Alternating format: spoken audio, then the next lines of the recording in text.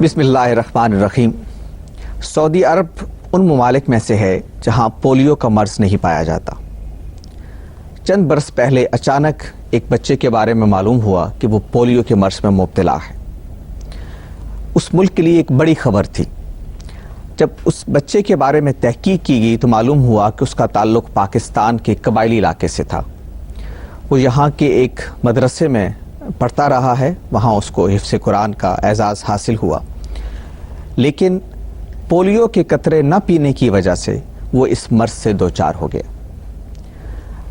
جب اس معاملے کی مزید تحقیق کی گئی تو معلوم ہوا کہ وہاں پر دینی فہم کا ایک پہلو یہ ہے کہ بعض لوگوں کے نزدیک پولیو کے قطرے پلانا دین کے پہلو سے غلط ہے، اور ایک باقاعدہ مہم کا آغاز ہوا جس میں یہ بتایا گیا کہ دینی اعتبار سے حرام ہے کہ پولیو کے قطرے بچوں کو پلائے جائیں۔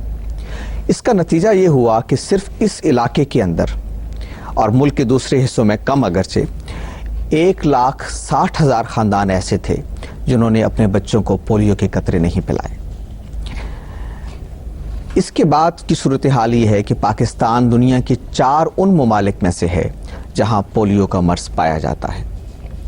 سوال یہ ہے کہ جو رویہ دین کے نام پر ہم نے اختیار کیا، کیا یہ درست تھا؟ وہ موقف جو اس باب میں دین کے حوالے سے اختیار کیا گیا، کیا اس کے لیے قرآن و سنت میں کوئی دلیل موجود ہے؟ اور ہمیں یہ جاننے کی کوشش بھی بہرحال اس کے ساتھ کرنے چاہیے کہ جو لوگ اس مہم کے خلاف، پولیو کے خلاف اٹھنے والی مہم کے مقابلے میں کھڑے ہوئے، ان کے دلائل کیا ہیں، اور کیا فتوے کا جو ادارہ ہے اس نے اسلامی معاشرے کے استحکام میں کوئی کردار ادا کیا ہے یا اس کا رول اس کے برخلاف رہا ہے۔ یہ وہ بنیادی سوالات ہیں جو آج ہم الف میں اٹھائیں گے، اور حسب روایت اس ملک کے بہت ممتاز صاحبان علم ہماری مدد کریں گے ان سب مسائل کو سمجھنے میں۔ ہمارے ساتھ تشریف رکھتے ہیں جناب مفتی عبدالقوی صاحب، دین کے ایک جید عالم ہیں، دارالعلوم عبیدیہ ملتان کے آپ محتمم ہیں، ایک خانقاہ کے سے بھی آپ کا تعلق ہے، اور معاشرے کی اصلاح روحانی اعتبار سے بھی اور علمی اعتبار سے بھی کرنے کے عمل میں آپ مصروف رہتے ہیں۔ ہمارے دوسرے مہمان جناب وجاہت مسعود، آپ ایک سوشل سائنٹسٹ ہیں، عمرانیات آپ کا موضوع ہے، معاشرے سے متعلق مسائل پر آپ غور کرتے ہیں، لکھتے ہیں، ایک بین الاقوامی ابلاغی ادارے سے بھی آپ وابستہ ہیں اور کالم نگار ہیں۔ ہمارے تیسرے مہمان ڈاکٹر محمد فاروق خان، آپ ایک ڈاکٹر ہیں، میڈیکل ڈاکٹر ہیں، اس کے ساتھ ماہر نفسیات ہیں اور دین کے بھی ایک اسکالر ہیں۔ آج کل آپ سوات کی اسلامی یونیورسٹی کے وائس چانسلر ہیں۔ متعدد کتابیں آپ نے لکھی ہیں اور دین کو بالخصوص عصری حوالے سے سمجھنے میں آپ کو ایک خاص امتیاز حاصل ہے۔ ہمارے چوتھے مہمان علامہ ابتسام الہی ظہیر، ایک نوجوان اسکالر ہیں، قرآن مجید کے حافظ ہیں، دین کے عالم ہیں، ایک ادارہ جامعہ اشاعت القرآن و سنہ کے آپ محتمم ہیں، اور سوسائٹی کے اندر دین کی ابلاغ کے حوالے سے آپ کوشش کرتے رہتے ہیں۔ آپ کا تصنیفی کام ہے، آپ کا دعوتی کام ہے، اور ان موضوعات پر بھی آپ غور کرتے ہیں جن کا تعلق آج کے الف کے درپیش سوالات سے ہے۔ گفتگو کا آغاز ہم مفتی صاحب سے کریں گے۔ مفتی صاحب، یہ جو مہم سوسائٹی میں چلتی ہے عام طور پر، کبھی پولیو کے خلاف، کبھی اس طرح کے دیگر امراض کے خلاف، تو دینی طبقے کے طرف سے عام طور پر اس کو مزاحمت پیش آتی ہے، سب کی طرف سے نہیں لیکن ایک گروہ کی طرف سے مزاحمت پیش آتی ہے، اور اس کے لیے بالعموم ایک فتوے کا جو ادارہ ہے وہ کام میں لایا جاتا ہے، اور ایک فتویٰ جاری کیا جاتا ہے کہ فلاں چیز حرام ہے یا فلاں حلال ہے۔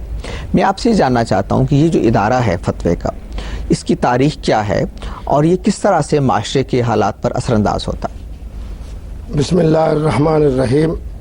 اگر فتوے کے حوالے سے دیکھا جائے تو یہ منصب تو اس قدر عظیم اور محترم ہے کہ قرآن مجید میں آتا ہے کہ وَيَسْتَفْتُونَكَ قُلْ اللَّهُ يُفْتِيكُمْ، تو اس کا معنی یہ ہوا کہ یہ اتنا بڑا اعزاز اور منصب ہے کہ سب سے پہلے جو افتاء کی نسبت ہوئی وہ خود ذات باری کی طرف ہوئی۔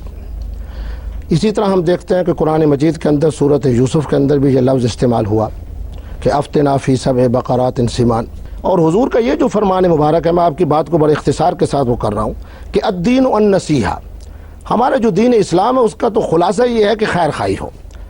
میں یہ نہیں سمجھتا کہ پہلے نمبر کے اوپر جو شخص منصب افتاء پر فائز ہے وہ امت کی خیر خواہی کی بجائے مختلف پیدا ہونے والے اشکالات کہ جی پولیو کے جو قطرات ہیں اس کے اندر شاید فلاں چیز شامل ہے. پہلے تو تحقیق کے میدان کے اندر ہم مسلمان بہت پیچھے رہ گئے. پھر اگر ہمیں حضور کے فرمان مبارک پر یقین ہے تو حضور کا فرمان مبارک یہ ہے کہ جو چیز حرام ہے اس کے اندر شفا نہیں. تو معنی یہ ہوا کہ جب اس کی وجہ سے انسانیت کو فائدہ ہو رہا ہے، امت مسلمہ کو اس سے فائدہ ہو رہا ہے ان پولیو کے قطرات کے پلانے سے، اور یہ آج تو عملی زندگی کا دور ہے. ہر آدمی دیکھ سکتا ہے. میں خود جنوبی پنجاب سے میرا تعلق ہے. میری خانقاہ پہ آنے والے بہت سارے لوگ ایسے ہوتے ہیں جب پولیو کے قطرات نہیں پلائے جاتے تھے تو وہ آتے ہیں تو کسی کا کہتا ہے جی میرا آپریشن ہوا، کوئی کہتا ہے جی میرے پاؤں جو ہیں وہ ٹیڑے ہیں. لیکن جب سے الحمدللہ یہ پولیو کے قطرات کو متعارف کرایا گیا ہے اب الحمدللہ اس کے رزلٹ جو ہے وہ بڑا مثبت آ رہا ہے اور اس سے امت کو فائدہ ہو رہا ہے. اور دیکھیں جی ہمارے پاکستان میں یہ سمجھتا ہوں کیونکہ جس طبقے سے میرا تعلق ہے تو درد دل سے میں نے اپنے طبقے کے بارے میں کہنا ہے کہ میں آج اگر اپنے نام کے ساتھ لفظ مفتی لگاتا ہوں، مجھ سے کوئی پوچھنے والا نہیں کہ جناب مفتی صاحب آپ نے کس ادارے سے سند حاصل کی ہے، آپ نے افتاء کا کورس کہاں کیا ہے، آپ نے کیا حافظ قرآن ہونے کے ناطے سے تفسیر قرآن کے حوالے سے یہ جو 18 علوم کی مہارت مجتہد اور مفتی کے لیے ضروری ہے، کیا آپ کے اندر اس کے ساتھ کوئی مناسبت بھی ہے؟ تعمق تو بڑی دور کی بات ہے. پروگرام میں حاضر ہوتے ہیں تھوڑی دیر کے بعد.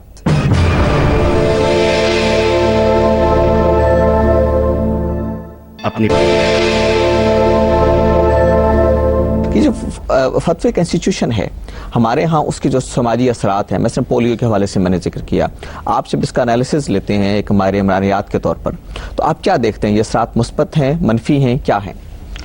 دیکھیے اس میں بنیادی بات یہ ہے کہ فتویٰ کا مطلب ہے کہ ان اصحاب سے جو دین کا علم رکھتے ہیں کسی مشکل پہ سوال کرنا اور ان سے رہنمائی چاہنا.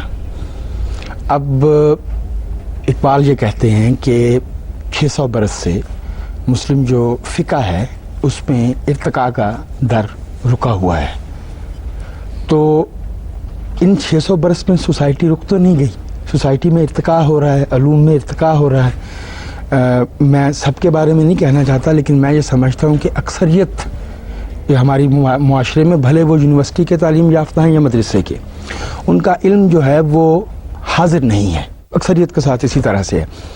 اس میں ایک جو قانونی پہلو ہے وہ یہ ہے کہ پاکستان ایک نیشن سٹیٹ ہے، یہاں پہ افراد پہ جوڈیشل اختیار پریروگیٹو صرف حکومت اور حکومت کی قائم کردہ عدالت کو حاصل ہے. اگر تو مجھے نماز کیسے پڑھنا ہے یا اپنی ذاتی زندگی میں کس طرح کے سیکھنا ہے، اس میں میں کسی سے رہنمائی چاہوں وہ میرا حق ہے اور بتانے والے کی مہربانی ہے. لیکن اگر میں کسی ایسے معاملے پہ بات کرتا ہوں جس سے کسی دوسرے شہری کے سول یا کرمنل فوجداری یا دیوانی حقوق متاثر ہوتے ہیں تو وہ جرم ہے. میری نظر میں وہ فتویٰ نہیں ہے.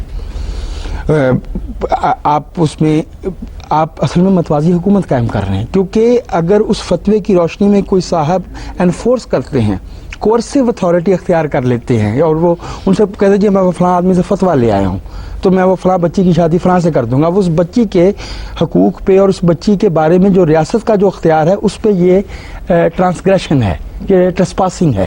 تو اس لحاظ سے میں سمجھتا ہوں کہ جہاں تک تو انفرادی افعال کا تعلق ہے فتویٰ پریروگیٹو ہے، اختیار ہے، لیکن جہاں اس کا کوئی تعلق کسی عدالت سے ہے یا فیصلے سے ہے، جوڈیشل اختیار سے ہے، عدالتی اختیار سے ہے، وہاں پہ فتویٰ آج کی دنیا میں یہ ناقابل عمل ہے. اس سے معاشرے میں افتراق ہی پھیلے گا، خاص طور پہ اس صورت میں بھی جب مفتی صاحب جیسے جو سمجھدار جید علماء جو ہے وہ سمجھتے ہیں کہ اکثریت جیسا معاشرہ ہے ویسی ہی اکثریت وہاں پہ اساتذہ کی بھی ہوگی، ویسے ہی صحافی ہوں گے، ویسے ہی علماء بھی ہوں گے. تو اور معاف کیجیے گا جو جہاں تک غیر ذمہ داری کا تعلق ہے وہ تو ہم قرون اولیٰ سے جو ہے وہ دیکھتے چلے آ رہے ہیں. ہمیں بڑا اچھے فتاویٰ دینے والے بھی موجود رہے ہیں اور غیر ذمہ دار لوگ بھی موجود رہے ہیں. اچھا، یہ جو فتوے کا عدالتی پہلو ہے اس پر ہم بھی بات کریں گے، لیکن ڈاکٹر صاحب پہلے میں چاہتا ہوں کہ اس کی تھوڑی سی طبی جو مسئلہ ہم زیر بحث لے کے بیٹھے ہوئے ہیں پولیو کا، اس میں جو دینی حوالے سے ایک اعتراض ہے وہ یہ ہے کہ اس کی جو ویکسینیشن کرتے ہیں ہم اور جو ویکسین تیار ہوئی ہے اس کے اندر سور کی چربی یا اس نوعیت کی کوئی ایسی حرام ایلیمنٹ شامل ہے، لہٰذا اس کی بنا پر یعنی وہ اساس جو فتوے کی وہ یہ ہے کہ اس میں ایک ایسی چیز حرام شامل ہو گئی ہے اس لیے یہ ناجائز ہے. تو آپ اس کو ذرا کیسے فارمیسی کے پہلو سے اور ڈاکٹری کے پہلو سے بھی کیسے دیکھتے ہیں اور دینی پہلو سے بھی؟ ندیم بھائی، جتنے منہ اتنی باتیں. آپ اگر ان میں سے مختلف فتووں کا جائزہ لیں تو آپ کو معلوم ہوگا کہ ہر جگہ اس کے لیے علیحدہ دلیل دی جا رہی ہے.